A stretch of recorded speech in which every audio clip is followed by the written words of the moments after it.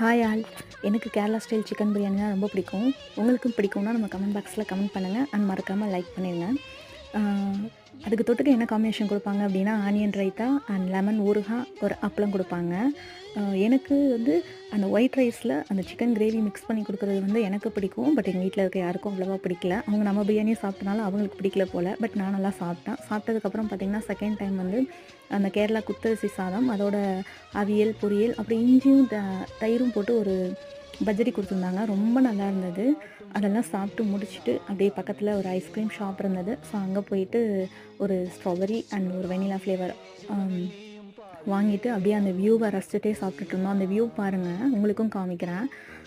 ரொம்ப நல்லா இருந்தது. ஏன் அப்படின்னா சுற்றி ஹில்ஸு, கீழே பார்த்தீங்கன்னா திராட்சை தோட்டம். நாங்கள் வெயிலில் போனனால அந்தளவுக்கு நல்லா இல்லை. பட் ஈவினிங் டைமில் சூப்பராக இருக்கும். ஸோ உங்களுக்கு இந்த வீடியோ பிடிச்சிருந்தது அப்படின்னா நம்ம சேனலை ஹாய் ஆல்.